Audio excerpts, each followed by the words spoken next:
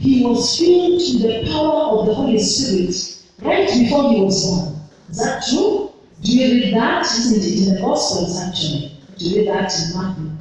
And when his mother, the mother of John, that is Elizabeth, met with the mother of Jesus, that is Mary, your cousins, Elizabeth was filled with the Holy Spirit and started prophesying. And the baby inside her also was filled. Hallelujah. So when John was born and he was full of the Holy Spirit. And you find him crying out in the wilderness, shouting out in the wilderness. He didn't stay in the city. He went outside, right in the desert, really where there were no people. That's where he was, and he told you the kind of food that he ate, and he ate locusts and honey. That was his food, because he wasn't really just like staying with other people, and he was wearing the honey and the clothing and such. And we find this is a voice that was crying out there in the wilderness, saying, prepare the way of the Lord, make this path straight. Now, what spirit was behind John the Baptist? We know that it was the Spirit of God, isn't it? Why is it the Spirit of God? What he was declaring, what he was speaking, was already prophesied in the book of Isaiah, chapter 40. What has been? Isaiah had already prophesied it several hundreds years ago.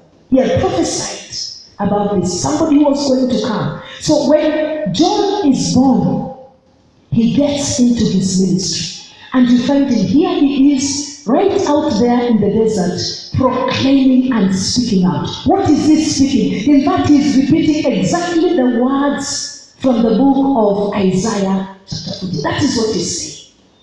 And he's preaching repentance. And in fact, the Bible tells us, if you go on, that this voice, he spoke out while in the wilderness, crying out.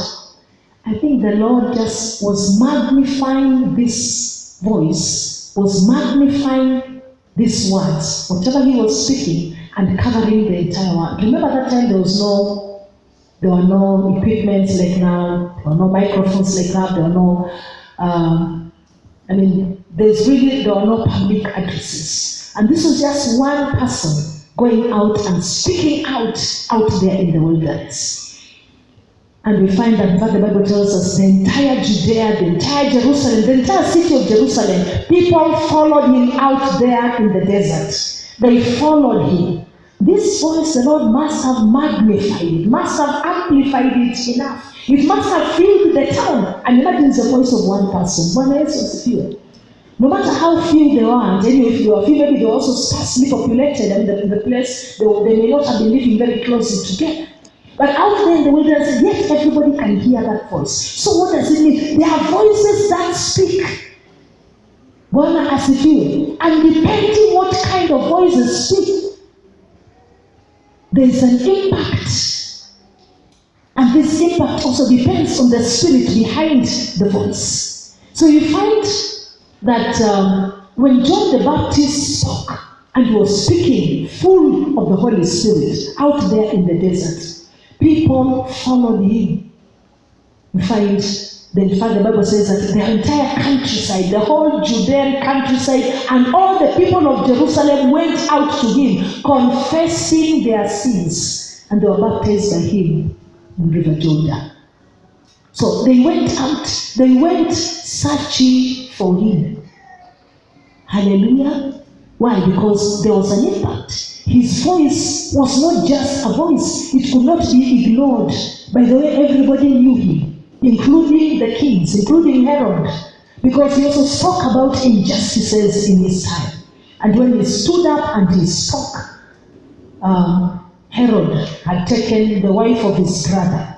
He has taken the wife of his brother and made him, took her and became his own wife. And of course, John spoke against this. He spoke against this, and of course that one costed him his head. He was killed. Find later on that he had to be killed. But then, this is a voice that was speaking. This is a voice that everybody recognized. This is a voice where the heavens recognized as well. Bwana asifiwe. there were other voices speaking. I believe there were voices of immorality that were speaking. That is why Herod the king really had the audacity to take his brother's wife to himself. There were voices of injustice that were happening even in the society. And you find John speaking. And let's go to another example. We have Hezekiah. We have Hezekiah and Sennacherib. I don't know that this is the right pronunciation, but anyway. And this one we find in Isaiah. In Isaiah, by the way, we go to Isaiah 36, Isaiah chapter 36, verse 18 to verse 20. Maybe a little background to this. Sennacherib was one of the kings who was a very powerful king, very powerful nation, and he had conquered many countries. In fact, as I was reading this, it really just reminded me of what is happening currently. He had conquered many countries around the world, and everybody dreaded him coming to their territory, because indeed if he came, he would just, powerful as he would just clear everybody, would take people captive, and people would be subjected to him. And he would threaten everybody. And there was actually a record of exactly what he had done. You find Isaiah chapter 36, verse 18 to 20 says, so Sennacherib had sent his servants, some of his leaders, to King Hezekiah, telling him, go and tell Hezekiah, let him not cheat himself. Once I get there, and we are coming, and once I get there, he's just done and done. He should just give in, he should just give up, and that is it. And so, this is the report that Hezekiah gets. Do not let Hezekiah mislead you when he says, the Lord will deliver us. Has the God of any nation ever delivered his land from the hand of the king of Assyria? This is the boast that the king of Assyria, that is his servants, or his officers are telling the servants of Hezekiah, or the officers of Hezekiah. Where are the gods of Hamath and Arpad? Where are the gods of Sepharvaim? Have they rescued Samaria from my hand? No? Who of all the gods of these countries has been able to save his land from me? Are you hearing a similar voice this time? Are you hearing it? How then can the Lord deliver Jerusalem from my land? No? This is the enemy bragging and speaking, and it's like, who has delivered anybody? No? Has anybody delivered China from my hand? Has anybody delivered Italy from my hand? Has anybody delivered UK from my hand? Has anybody delivered even the kings? No? Canada from my hand? The US and all the states? Are you hearing the voice? It really just dawned on to me that, hey, look at this. It is actually like Corona speaking and says, even the mighty China and the mighty US, all the states. So, do you think Kenya will be spared? Do you think God will save you from my grip? Bwana Yesu asifiwe. Actually, when I read this, I could just hear the voice of this enemy by the name Corona, which people have freaked out about it. No? Haven't I closed churches everywhere? Haven't I called some even to die? So who is your God? Hallelujah. Bwana Yesu asifiwe. look, we appreciate the facts because they are facts. And even what Sennacherib was telling Hezekiah, they were facts. And even now, what we are facing, they are facts, aren't they? And says, look, Hezekiah, he appreciated those facts. Says, look, it is true, the gods of Gozan, Haran, Rezeph, and all this Samaria, all these nations, the gods of these nations have been defeated to deal with this monster. Have been defeated by me. Will you also? Who is your God? The Bible says, though Hezekiah appreciated the fact that this guy had done, that is why he ran to God.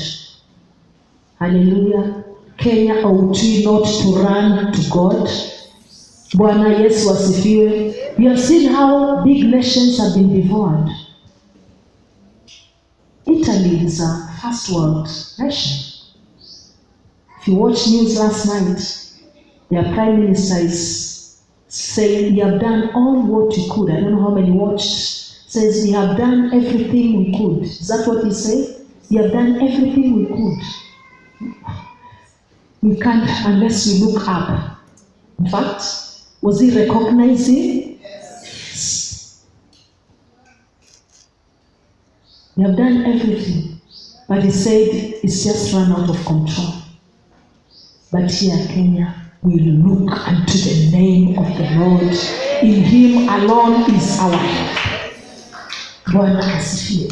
We may not have the resources that the nations of the world have, but guess what? We have the greatest resource, the King of Kings and the Lord of Lords. The scientists are doing all that they can. The doctors are trying to find out the vaccine and such. But unless also the Lord comes through and shows them and directs them and guides them, it will be in vain. Bwana Yesu asifiwe. And Hezekiah appreciated this fact and said yes. And all what he did, he said, take this message to prophet Isaiah. No, Hezekiah was a political king. He was a king. But then Isaiah is a representation of the church. He sent word to Isaiah. That's what the Bible says. Say, take this message to Isaiah, the prophet, and tell him what the king of Assyria is saying. For sure we have seen what they have done. They have devoured other lands. Nobody can stand before him. He is powerful and he is mighty. We can't do anything unless the God of heaven helps. And they went to Isaiah, which is a representation of the church. Hallelujah. Even the president said that we pray. Yes. Came, went to the church, went to Isaiah, who is a representation of the church, and told Isaiah, this is what Sennacherib, king of Assyria, says. And indeed, he has done these things. They are facts. They are facts. Samaria is no more. This country is no more. These other kings have been overtaken. I mean, every nation around him. When he gets somewhere, he just devours the land. And unless God comes through, pray. And we find what? We find Isaiah, who is a representation of the church, pray. By the way, what did he do? He just presented this to the Lord. And what does he respond? He just responds and says, do not fear. Tell your neighbor, do not fear. Hallelujah. God is not threatened by any sickness or disease. Bwana Yesu asifiwe. God is not, in Pastor said they had read a clip on Facebook of a meeting, because it's a job that due to coronavirus, all the miracle healing service, healing and miracle service has been suspended until further notice due to coronavirus. So healing, what does that tell us? The healing and miracle and services have been postponed until further notice. So when Corona is over, we can pray for other sicknesses. Bwana Yesu asifiwe. Is that what we are saying?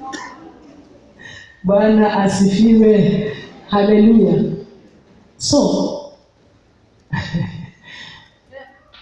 Isaiah told him, tell your master, this is what the Lord says. Look, this voice is just repeating the words of the Lord. Amen. What does it say? Do not be afraid of what you have heard. Can you read it together? Do not be afraid of what you have heard. Those words with which the underlings of the king of Assyria have blasphemed me. Bwana asifiwe. Don't we bless the name of the Lord? The name of the Lord is a strong tower. The righteous run to him and they are safe. Amen. So you find Isaiah praying and the Lord responding and him just echoing those words. Which voice are you hearing, my brother and my sister, today? Which voice is speaking in the city? And which voice are you listening to? Which voice are you obeying today? Are you going to obey the voice of the Lord? Do you know Hezekiah had a choice and the land had a choice? And even Isaiah had a choice. Isaiah would have freaked and said, hey, for sure, this king will destroy all of us because we have seen what he has done before. There is a record. The record is there. How he has devoured other nations of the world. But you know what? He decided that he would seek the face of the Lord and say, Lord, here, look at this. Look at these threats.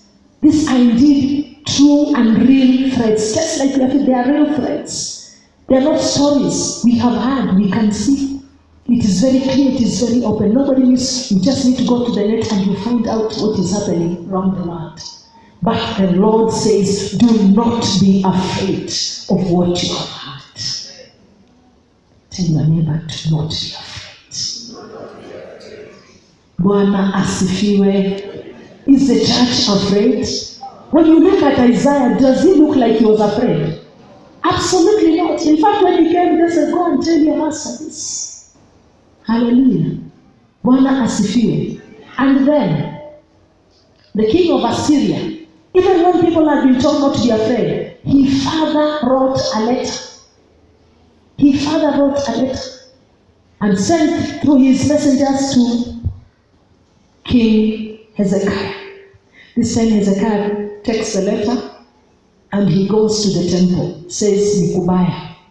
He goes to the temple and spreads out the letter before God. Say, Lord, Bwana hata unajua kusoma, soma tu hii barua vile inasema. You know, this is really what these people are saying. You know, these are threats, and they had insulted them, they had, threatened them, and they were in dread, they were in fear. And Hezekiah goes to the temple and says, Hezekiah received the letter from the messengers and read it. Then he went up to the temple of the Lord and spread it out before God. I think he was speechless. He had no words. But again, what does the Lord say? The Lord answers him through the church. The Lord answers him through Isaiah. Bwana Yesu asifiwe. I want you to see the role of the church. Ours is to hear what the Lord is saying and resound it. A big amen? Because God does what? Watches over his word to perform it. He stands by his word. He magnifies his word above even his name. He stands by his word. If this is what he has said, he has said it and he'll do it. Amen. The Bible says in Isaiah 60, do I bring to the point of birth and I'm not able to cause to bring forth? Bwana asifiwe. says, and then Isaiah, we can read together. Then Isaiah, son of Amos, sent a message to Hezekiah. This is what the Lord, the God of Israel, says. I like that confidence. Oh, can the church have that confidence today in the name of Jesus Christ? That this is what the Lord, the God of Israel, says. Because you have prayed to me concerning Sennacherib, king of Israel. You didn't decide to do your own things, but you have prayed to me concerning this issue. Just you have prayed to God concerning the issue of corona.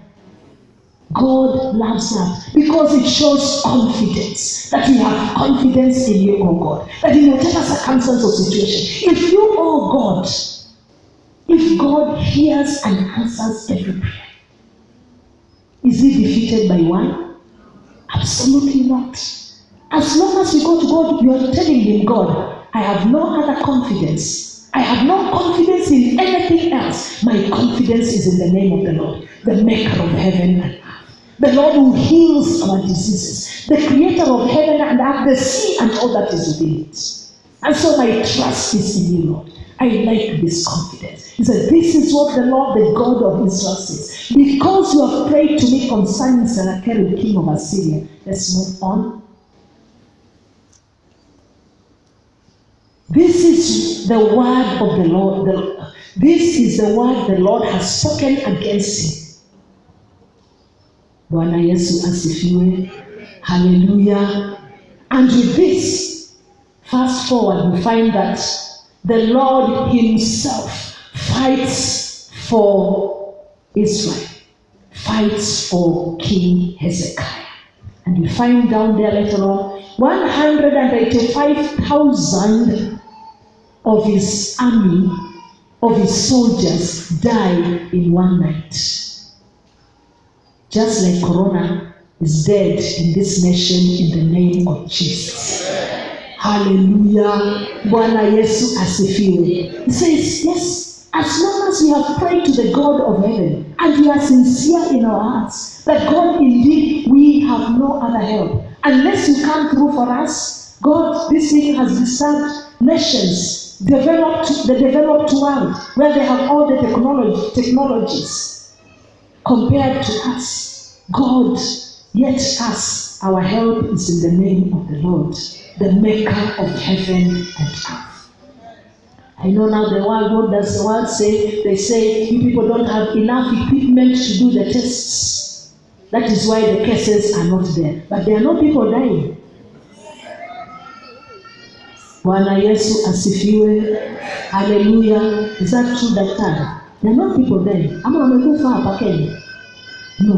There are no recorded cases of death. And we refuse death in the name of Jesus Christ. In the name of Jesus Christ. Because we have believed in the God of Israel. And I think they has not moved from the 7 cases that has been reported. Most of these nations, there will be today 1 case, tomorrow 10, the next day 100. It has remained at 7. And they will be healed in Jesus' name. And we refuse any further cases in the name of Jesus. It is possible with our God. You know, as we have trusted in the Lord, and as we still believe in the Lord, we have no other hope or help. Our help is in the name of the Lord, the maker of heaven and earth, and the fullness thereof. Our confidence is in the name of the Lord. Our trust is in the name of the Lord. Our dependence is in the name of the Lord. Our hope is in the name of the Lord. We are looking up. Amen. Even as the doctors do their best and the scientists, we are looking up. Even as we wash our hands, we say, Lord, we know this soap might not be the healer. And Lord, we do all what we need to do, and we continue looking up to you. Our confidence and our hope is in you. We are not going to freak out like everybody else. You see, I like the way Isaiah just brings it up. This is the position of the church. This should be the voice of the church. The way Isaiah spoke. Amen. Said then the angel of the Lord went out and put to death 185,000 men in the Assyrian camp. And they had to take off. And they had to give up. Amen. Bwana Yesu asifiwe. How I pray that today we confess as a church of Jesus, as a representation of the body of Jesus Christ as we're here in CBT, that we can stand up and continue on. I know we've been doing it, we continue doing it, even in greater boldness and courage. Hallelujah. Because let me tell you, fear will just kill you. No? One of the doctors, I think this week, is being, he was saying, look, there is no cure for panic. I mean, you don't have treatment for panic. And what happens when you panic, when you are stressed? What happens? Your immune system is lowered. So naturally, then you are more susceptible to this sickness than before. But our faith is in the name of the Lord. We are strong in the Lord and in the power of His might. And we raise up the banner of God over this nation in the mighty name of Jesus Christ. Let's stand like Isaiah did. Let our voices be heard. Let our voices be recorded in heaven. And we are all what is doing is we are just uttering the word of God. You shall not die, but you shall live. And declare the greatness of the Lord. Hallelujah. Bwana Yesu asifiwe. You are the Lord that healeth us. You are the Lord our healer. Oh, King of kings and Lord of lords. And you, Jehovah Rapha. And you, Jehovah Rapha. What does Isaiah 53 say? By the stripes of Jesus Christ, we are healed. So Lord, we stay in health by your stripes. And we stand on those promises of God. We are only echoed. God is just waiting for us to echo His word back to Him. He watches over it to perform it. Though heaven and earth shall pass away, yet the word of God abides forever. Hallelujah. Our confidence this morning is in the name of the Lord, my brother and my sister. Let's stand like Isaiah did. Let's stand like the prophets did. These are the representations of the body of Jesus Christ. So that even when the politicians are freaking out, we can stand and say, relax. The Lord is in control. The God worship will take care of this nation. This thing will not spread any further. The Lord will just capture it. Hallelujah. Remember, we had already closed all the gates to this city. Bwana Yesu asifiwe. We had done it. So hata ile iliepuka na ikaingia namna hiyo katika jina la Yesu Kristo, inashika mateka katika jina la Yesu, tunaiharibu nguvu zake in this nation in the mighty name of Jesus, as we lift up the banner of God over this nation and even over this city. The voice of the Lord will speak in this city. In the name of Jesus Christ. And the voice of the Lord is the voice of the church. Hallelujah. You are the church. We declare and decree that even any person in the name of Jesus Christ, even those on so we speak healing by the stripes of Jesus Christ. There's nothing too hard for our God. There's no disease or sickness that the Lord cannot heal. Hallelujah. Bwana Yesu asifiwe. Yes, we had blocked all the gates. We had gone round and said in the name of Jesus Christ, no evil shall enter. No sickness or disease shall be imported in the mighty name of Jesus. And no further importations in the name of Jesus Christ. And no further spreads in the mighty name of Jesus Christ, Son of the living God. They shall die as quickly as they came in the name of Jesus Christ, Son of the living God. Yes, we speak complete healing in the name of Jesus and deliverance upon this nation in the mighty name of Jesus Christ. Though this sickness and disease, has scared nations and scared people and scared the small and the great, it shall not scare us because we have stood in the name of the Lord. We also speak deliverance even upon the nations of the world. When Jesus Christ came, He gave power over the church. When He left, He said, I have given you power and authority to tread upon serpents and scorpions. Nothing shall by any means harm you. And I'm building my church, and the gates of hell shall not prevail against it. No gate of corona will prevail against the church of Jesus Christ. We hold the keys to this sickness and disease in the mighty name of Jesus. And we stop it in the name of Jesus, even over the nations of the earth. Ladies and gentlemen, just like we have legislators in that house there, we are spiritual legislators, appointed by the Lord to legislate the affairs of the earth. What you allow gets allowed. What you stop gets stopped. In the name of Jesus Christ. Are you aware? You are a legislator.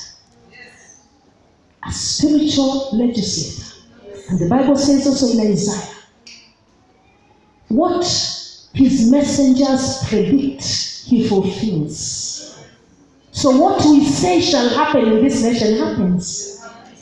When you stop it spiritually, physically it manifests.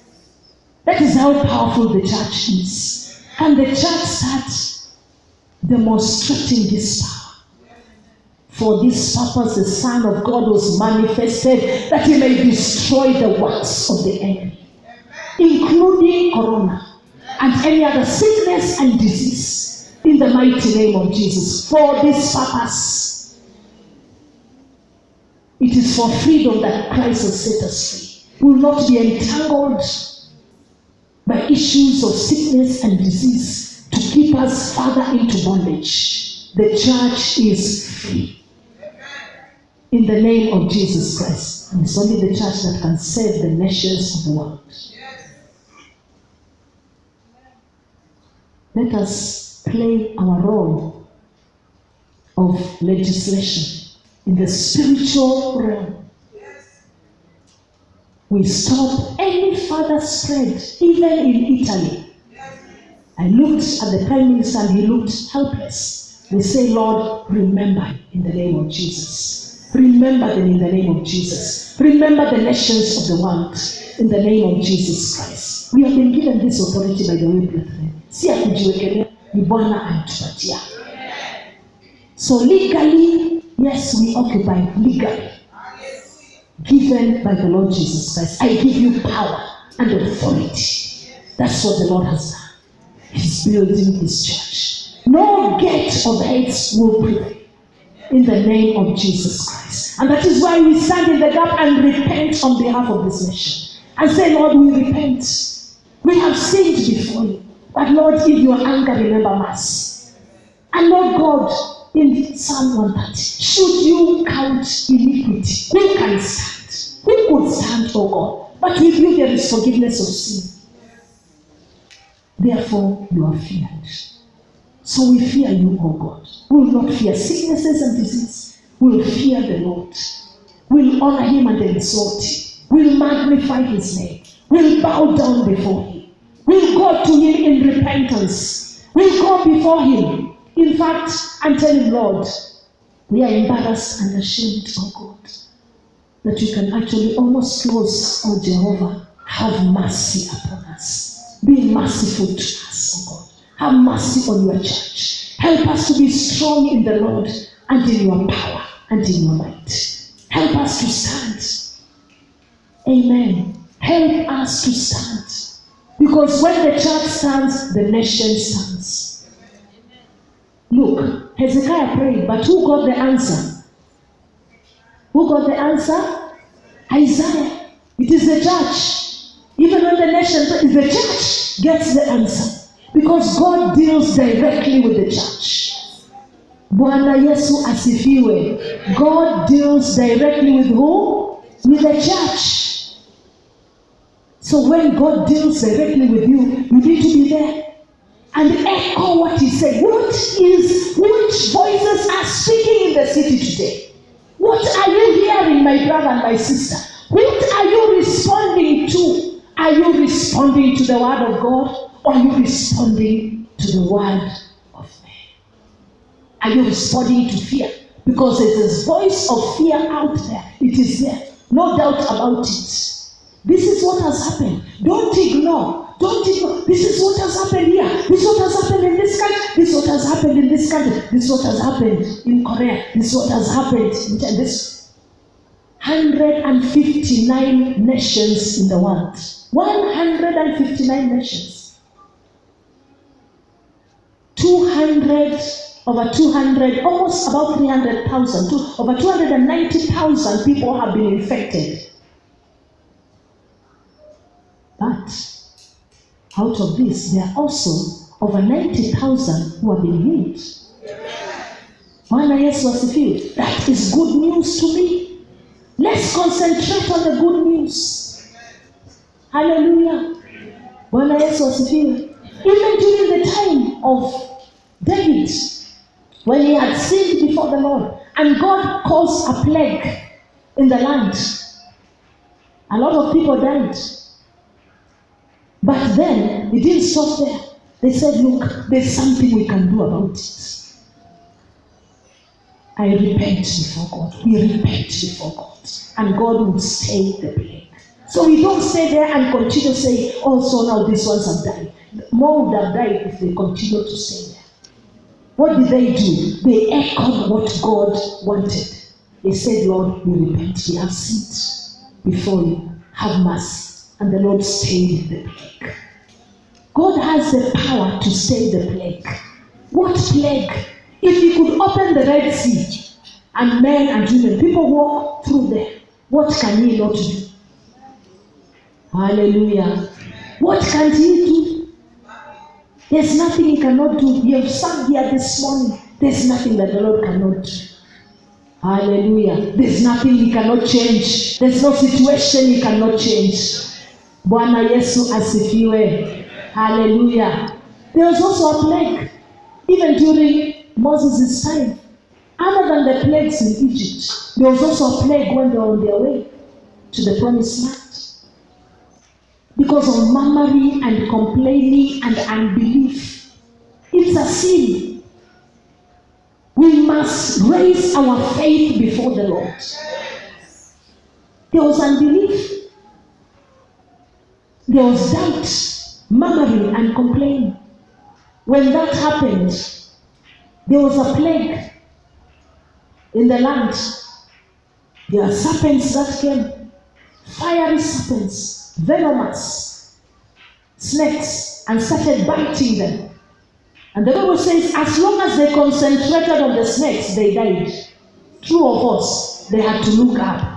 Hallelujah. They had to listen to the voice of the Lord. And the voice of the Lord was saying, look up. Every time they looked up, they said, even those ones who have been beaten, so even those ones who are sick, as long as they look up, there is healing in the name of Jesus. Hallelujah to the Lamb of God. Even those ones who have been, infected or affected, as long as they look up, they are healed in the name of Jesus Christ, because he is a healer. He's the only Lord that can heal, as long as they looked up. But as long as they concentrated on the plague, they continued dying. We shall not continue concentrating on the plague, but we are continuing to look up unto the Lord. He is the only healer, the maker, the creator of the heavens and the earth and all that is within. Our eyes are lifted up to the Lord, our maker. Hallelujah. The Lord our healer, the Lord that heals our disease. Hallelujah. Because when you look up, we show faith. When we look at the plague, we show the lack of faith, doubt and unbelief, and we will die. But we lift up our eyes to the Lord. From where does our help come from? Our help comes from the Lord. Amen. Bwana Yesu asifiwe. Hallelujah. Yes, we'll continue looking up. Amen. So,